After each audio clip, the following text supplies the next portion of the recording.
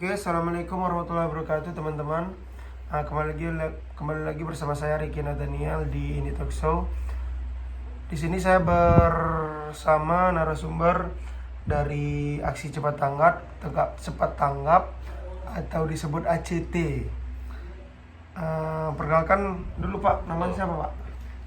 Perkenalkan, nama saya Putra Mujahidin S. Saya dari relawan MRI ACT Medan, ACT Sumut. Tapi saya di Medan. Nah, MRI itu artinya, perkenalan sedikit ya Pak? Boleh ya Pak? Boleh kali lah. Jadi MRI itu artinya Masyarakat Relawan Indonesia. MRI ACT, Masyarakat Relawan Indonesia, Aksi Cepat Tanggap Sumut. Tapi saya kebetulan berada di Kabid Medan, Kepala Bidang Program di Medan. Mungkin nanti bisa kita ngobrol-ngobrol lagi ya. Oke. Saya BTW balikan sama lagi. juga topik kita, Pak. Beda warna aja Iya. kita. Oke Pak, jadi langsung saja. Jadi bagaimana sih setahu Bapak gitu sejarah ACT itu, terbentuknya sejarah ACT itu Pak? Sejarah ya, kalau bicara sejarah,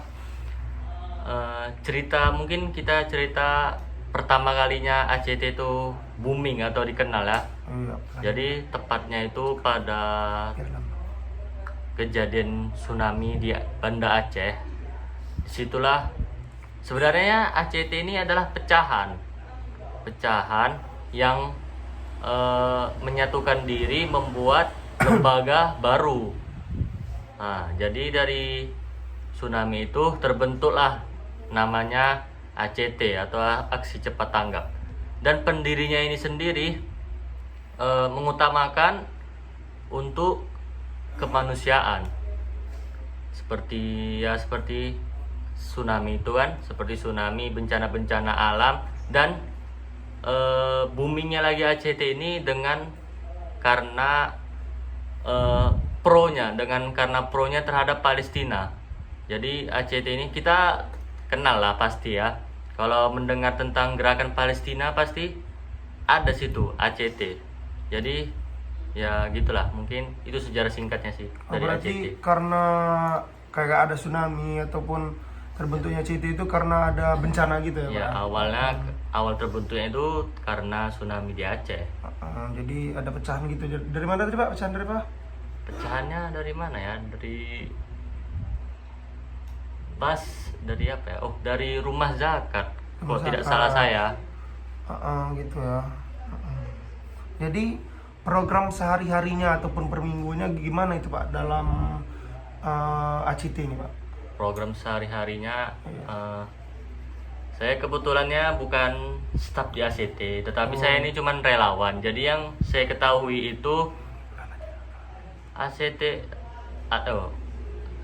ACT itu mempunyai kaki tangan. Kaki tangannya itu adalah MRI. MRI itulah yang menjalankan program-program dari para staf ACT. Jadi di antara program itu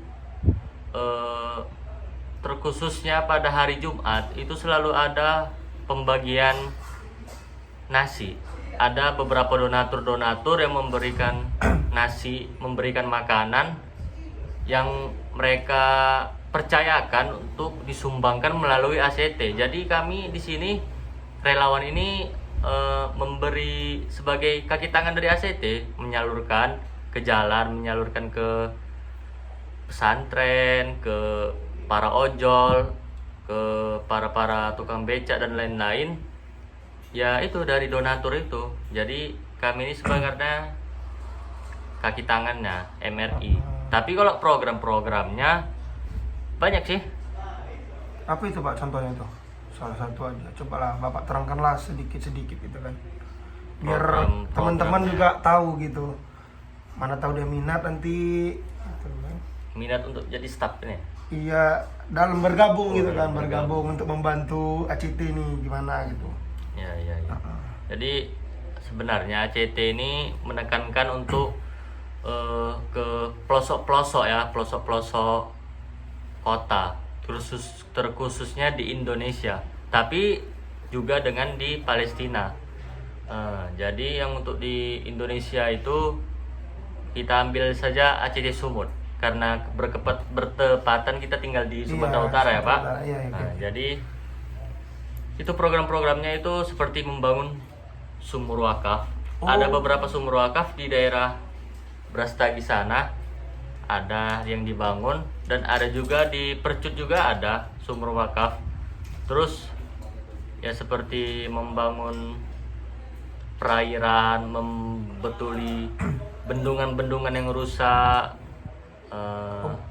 Berarti dari segala hal juga gitu ya Pak? Dari Pokoknya segala hal. Pokoknya membantu, ACT ini bersifat tentang kemanusiaan. Jadi Kemanusiaan. misalnya ada yang butuh bantuan atau ya dari stafnya itu kan ada divisi program. Iya. Program itu mencari apa saja keluhan yang dibutuhkan oleh rakyat, dibutuhkan oleh masyarakat, terkhususnya di daerahnya masing-masing. Jadi ya seperti itulah, tinjau lokasi, cari apa keluhan, terus cari donatur untuk menyalurkan, terus dibangun. Oh, berarti kita mencari juga generatornya gitu Pak? Mencari juga. Oh, gitu. Jadi Bapak masuk ke ACT ini dapat informasi dari mana Pak awal-awalnya gitu? Awal kenal ACT ya. Iya, awal-awal kenal. Jadi kalau boleh cerita, jadi dulu itu saya dan beberapa teman saya alumni dari MAN 1 Medan. Oh, Jadi kami ini mempunyai kakak kelas. Kakak kelas kami ini awalnya itu kami membuat organisasi sendiri yang bernama JK atau Jangkauan Kita. Itu organisasi itu bergerak di bidang untuk seperti Basnas atau Lazismu atau Rumah Duafa yang bergerak untuk menyalurkan donasi ke anak-anak yatim dan kaum duafa yang ada di pelosok. berarti cuman ke masyarakat aja gitu? Ya, ke masyarakat. Terus ketua kami sebenarnya pertama kami mau menjalin hubungan kerjasama dengan ACT, tetapi entah kenapa takdir itu berkata lain. Iya. Ketua kami itu direkrut untuk menjadi staf program dari ACT. Terus karena sudah direkrut, jadi kami yang anggota dari JK ini ditarik menjadi relawan MRI. Awalnya kami cuman ikut sebagai relawan, ikut cuman biasa Menyalurkan gitu ya Pak? ya, ikut menyalurkan donasi. Terus lama kelamaan hampir setengah tahun, hampir 1 tahun itu kalau kurang lebih, kami dilantik menjadi pengurus MRI Kota Medan sampai sekarang ini. Jadi Bapak dalam ACT ini bergabung itu udah berapa lama sih? Dari berapa lama gitu? Dapat apa aja gitu? Kalau saya sendiri bergabung setahun lebih, hampir 2 tahun sudah bergabung dalam MRI ACT ini. Dan yang saya dapatkan itu banyak ya, seperti relasi sudah pasti itu ya dapat. Terus ya banyak pengalaman, kita tahu di mana pelosok-pelosok itu apa saja kekurangannya, tahu seperti kami terjun langsung ke Karo, tahu kami di situ minoritas, ibaratnya minoritas itu non Kristen ya kan. Jadi non muslim, maaf ya. Jadi non muslim itu tinggal di sebuah perkampungan yang minoritas. Jadi Islamnya ini karena sedikit Islamnya, jadi mereka banyak yang berpindah agama, Oh, berarti murtad gitu dari banyak yang murtad. Muslim ke Kristen Ya, gitu. ke Kristen. Karena kurangnya seperti ulama, jangan ulama, seperti para ustadz, dai lah gitu. para dai yang ada di desa itu. Jadi mereka ditarik untuk menjadi minoritas, untuk menjadi non muslim. Jadi ya kita tahu lah pengalamannya itu sih.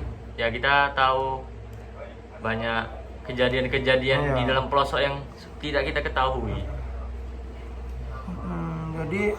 Jadi kesulitan apa aja sih yang Bapak rasakan gitu dalam kita ke tempat terpencil ataupun ke minoritas tadi, itu kesulitannya apa aja? Kalau kesulitan, Dan kesenangannya lah gitu ya kan? kalau kesulitan itu kalau tempat terpencil ya, tempat pelosok itu akses jalannya itu susah. Beberapa kali kendaraan kami itu nyangkut karena jalannya itu becek. Ya, tanah ya kan, terus berlubang gitu ya? lubang. Akses jalannya itu kurang memadai. Ya karena mungkin pelosok itu ya, karena tidak pala disorotin pemerintah ya kan. Iya. Jarang disorotin. Makanya itu sih paling. Ya, jadi kalau sekarang ini kan kita dalam masa pandemi ya, pandemi. Itu kan sulit kita sebenarnya untuk menyalurkan, apalagi PPKM sekarang kan. Jadi gimana ACT sekarang ini untuk menyalurkan dana itu, atau masih seperti biasa ataupun berbeda ya, bagaimana sih? Justru karena PPKM inilah jadi penyalurannya itu semakin digiatkan, semakin digencarkan untuk membantu para warga, para masyarakat yang terdampak akibat PPKM ini. Ya berbagi nasi, berbagi minyak, berbagi alat-alat pakai sehari-hari seperti sabun, sampo, gosok gigi kan. Jadi itu dilakukan untuk ya seperti masyarakat yang membutuhkan. Iya. Apakah dalam PPKM ini masih dibatasi gitu lah kan, dibatasi ataupun pergi jauh atau ke pelosok itu diberi batasan gitu atau tidak gitu? Kalau untuk masalah pergi jauh, jauh, karena kan masih pandemi ini itu PPKM itu dibatasi apa enggak gitu? Alhamdulillahnya MRI ACT ini ada banyak di Indonesia ini, ada banyak titik. Ya, berarti di seluruh, bisa dikatakan hampir seluruh Indonesia. Hampir seluruh Indonesia itu mempunyai kantor cabang ACT. Jadi untuk jauh-jauh itu tinggal dikoordinasikan saja. Langsung dihubungi aja Langsung gitu. dihubungi oleh para petinggi-petingginya, para staf-stafnya, dan digerakkan MRI dari kota-kota itu tersendiri. Berarti ada perwakilan lah dari satu kota itu ya? Bukan hampir semua kota ada perwakilan. Ada. Berarti itu ACT ini apakah cuma ada di kota aja atau di pelosok-pelosok itu ada juga? Tidak juga sih. Kalau pelosok itu seperti tidak di pelosok-pelosok sekali, tapi bisa dibilang pelosok seperti Padang Sidempuan. Iya. Ya kan? Padang Sidempuan itu di daerah Sumut sih, Batubara, Asahan itu ada, setiap wilayah itu ada. ACT gitu ya, Pak? Ada kantor cabangnya. Kantor cabang. Berarti dia bisa dibilang bergerak di segala bidang lah ya kan? Iya, bergerak. Soalnya kan dari membantu untuk membangun gitu kan? Membangun masjid juga membangun masjid. Gitu. Mungkin itu aja lah Pak. Nah itu aja lah teman-teman, cerita dari Bapak Mujahidin, putra Mujahidin ya kan, dari aksi cepat tanggap atau disebut ACT lah. Jadi pengalaman Bapak ini sudah banyak sekali dalam berapa tahun tadi Pak? Dua ya? Hampir 2 tahun. Itu pun udah 2 tahun itu pun udah banyak kali katanya kan. Dari tadi dia ngomong udah bisa teman bayangkan lah pengalamannya melihat orang-orang susah dibantu kan, apalagi PPKM sekarang masa pandemi, cari uang susah, apalagi pemerintah nggak membantu dana ya kan, adalah membantu tapi nggak semua. Itulah jadi ACT cepat tanggap ini membantu juga lah kan Pak, dari cari donatur, dari donatur itu memberikan donatur ya, Jadi tangan kalian lah untuk Iya. memberikannya kemana siapa ya kan yang cocok untuk mendapatkannya ya kan. Jadi itulah teman-teman, saya Ricky Nathaniel dan Bapak Mujahidin undur diri. Wassalamualaikum warahmatullahi wabarakatuh.